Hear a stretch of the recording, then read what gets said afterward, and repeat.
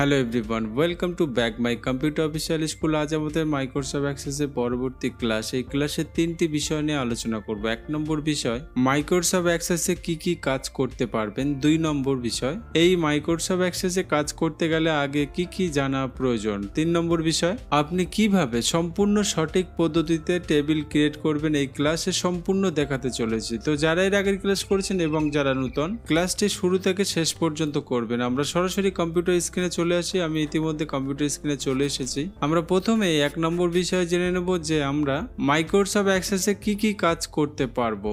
দেখুন, এই মাইক্রোসফট অ্যাক্সেসে বিভিন্ন ধরনের টেবিল এবং ডেটাবেস তৈরি করতে পারবেন, যা অসংখ্য টেবিলের সাথে সম্পর্ক থাকতে পারে। যেমন আপনি মনে করুন যে আপনি একটা স্টুডেন্ট লিস্ট তৈরি করেছেন এবং কোনো একটা স্টোরের লিস্ট তৈরি করেছেন। তো এই দুটো টেবিল একসঙ্গে কিন্তু কাজ করা যাবে। ওকে, এবং হাজার হাজার ডেটা থেকে আপনার প্রয়োজনীয় ডাটা খুব সহজেই বার করতে পারবেন এবং রিপোর্ট তৈরি করে প্রিন্ট করতে পারবেন। যেমন ধরুন, ওই স্টুডেন্টের লিস্টের মধ্যে আপনি 10,000 স্টুডেন্টের ডেটা এন্ট্রি করেছেন। তো এখন আপনি দেখতে চাইছেন যে একজনেরই ডেটা বা একজনেরই ডেটা আপনি প্রিন্ট করতে চাইছেন। তো সেক্ষেত্রে অ্যাক্সেসের মাধ্যমে কিন্তু খুব সহজেই আমরা প্রিন্ট করতে পারবো বা দেখতে পারবো, এবং তার সঙ্গে অসংখ্য আকৃতি ও ফরম্যাট রিপোর্ট তৈরি করতে পারবেন। মানে আপনি যে ফরম্যাটটা তৈরি করছেন সেই ফরম্যাটটা বিভিন্ন ধরনের তৈরি করা যায়। আপনি চাইলে আপনার ইচ্ছে মতো বিভিন্ন ফরম্যাটে তৈরি করতে পারেন। এবার এই সমস্ত ডেটাবেজের গাণিতিক কার্যকলাপগুলো স্বয়ংক্রিয়ভাবে হয়ে যাবে, তাই আপনাকে বাড়তি পরিশ্রম করতে হবে না। আপনি চাইলে কোনো রকম গাণিতিক, মানে মনে করুন যে আপনি যে স্টোরে হিসাবটা করেছেন বা স্টুডেন্টের যে মাধ্যমিক রেজাল্টগুলো করেছেন, আপনি যদি দেখতে চান তাদের প্রতিটা সাবজেক্টের যে নাম্বারগুলো পেয়েছে টোটালটা যোগ করে দেখতে চান বা প্লাস করে দেখতে চান, তো সেক্ষেত্রে আপনার কিন্তু এখানে এক্সট্রা ব্রেন খাটাতে লাগে না। অ্যাক্সেস একা একা তৈরি করে দেয় এবং সেই সমস্ত ফাইলের মধ্যে রিপোর্ট, বিভিন্ন গ্রাফ, ছবি, চ্যাট দিতে পারবেন। আসুন এবার আমরা 2 নম্বর বিষয় নিয়ে আলোচনা করি যে আমরা মাইক্রোসফট অ্যাক্সেস শিখতে গেলে আমাদের আগে কি কি জানা প্রয়োজন। দেখুন, জানাবো তো আমি আপনাদের সবাইকে, বাট এই 7টা ধারণা আপনাদেরকে রাখতে হবে। আমি বোঝানোর চেষ্টা করছি, আপনারা একটু বুঝবেন। তো আমি সবার প্রথমে একটা ফাইল এখান থেকে অন করে নেবো। আপনারা দেখতে পাচ্ছেন এই ফাইলটা অন করে নিয়েছি, অ্যান্ড ফাইলটা অন করে নেওয়ার পরে আমাদের অ্যাক্সেস কিন্তু খুলে গেছে। তো 1 নম্বর বিষয়, ডাটা। এই ডাটা কাকে বলে? দেখুন, একটি টেবিলে অনেকগুলো রো এবং কলম থাকতে পারে। যেমন এখানে আপনি দেখতে পাচ্ছেন আমাদের রো আছে 4টে এবং কলম, বিভিন্ন কলম আছে। প্রতিটা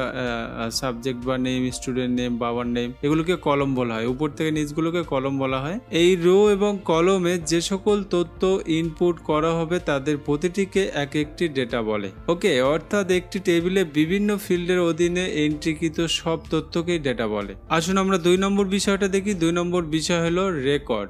ওকে, দেখুন একটি টেবিলের অনেকগুলো সারি থাকতে পারে, যেমন রো গুলো আছে। এই পুরো একটি রো বা একটি সারিকে একটি রেকর্ড বলে। মানে এখানে 4টে রো, মানে আমরা 4টেকেই ফিল আপ করতে পেরেছি বা করেছি। এই 4টেকে এক একটি রেকর্ড বলতে পারে। আসুন 3 নম্বর বিষয়টা আমরা জেনে নিই, ফিল্ড কাকে বলে। দেখুন, একটি টেবিলে যে সকল উপাদান থাকে তাকে ফিল্ড বলে। মানে এই যে টেবিলটার মধ্যে আমরা যে সকল কাজগুলো করেছি, এই সমস্ত কাজগুলোকে ফিল্ড বলে। যেমন কোনো টেবিলের ইনফরমেশন থাকতে পারে এবং আইডি বা নেম বা অ্যাড্রেস, এই সকলগুলোকে এক একটি ফিল্ড বলে। তো আমরা এখানে করেছি, দেখতে পাচ্ছেন এটা সিরিয়াল নেম, এটা নেম অফ স্টুডেন্ট, এখানে আমরা ফাদার্স নেম যে টোটাল দিয়েছি। এই সকলকে কিন্তু এক একটি ফিল্ড বলে।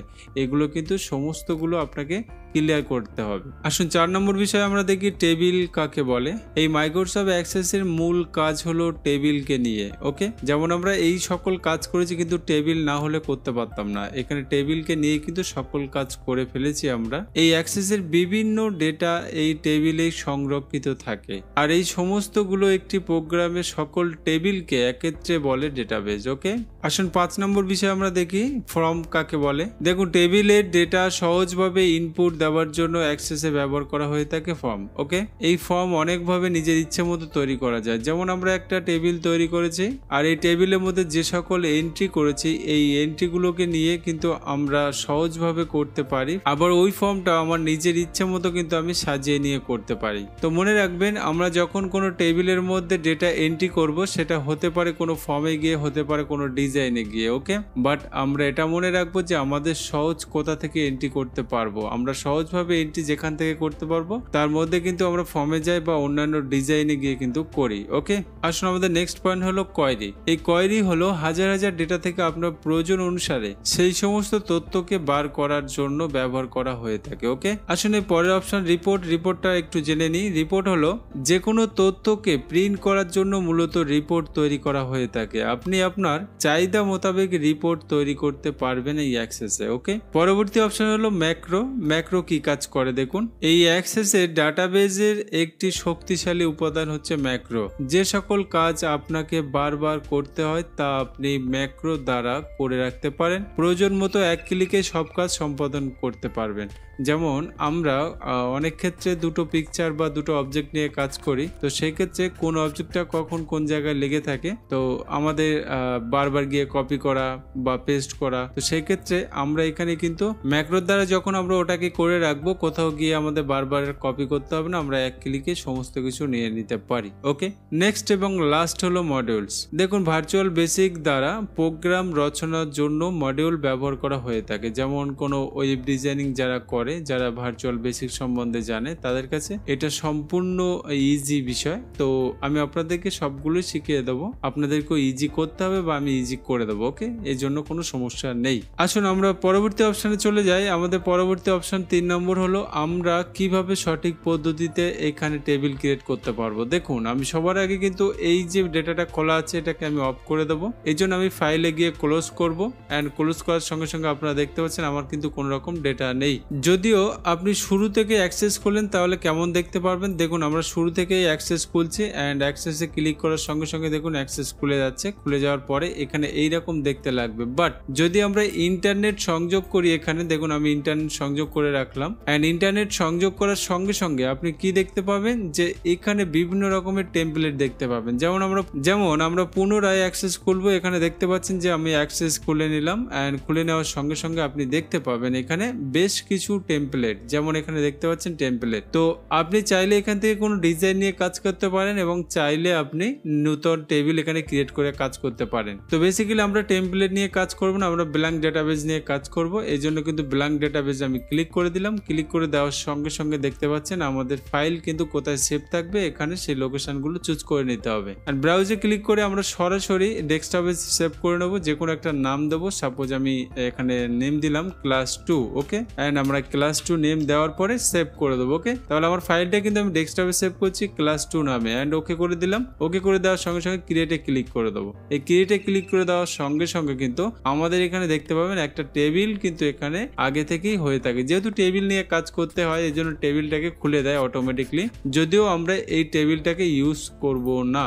এই জন্য আমরা টেবিলটাকে রাইট ক্লিক করব অ্যান্ড ক্লোজ করে দেবো। ওকে, ক্লোজ করে দেওয়ার সঙ্গে সঙ্গে দেখতেই পাচ্ছেন যে আমাদের কিন্তু কোনো রকম টেবিল নেই। আর যদিও আপনি ওই টেবিলটাকে নিয়ে কাজ করতে চান তাহলে করতে পারেন, সমস্যা নেই। তো আমাদের টেবিল ক্রিয়েট কিভাবে করতে হয় দেখে নেন।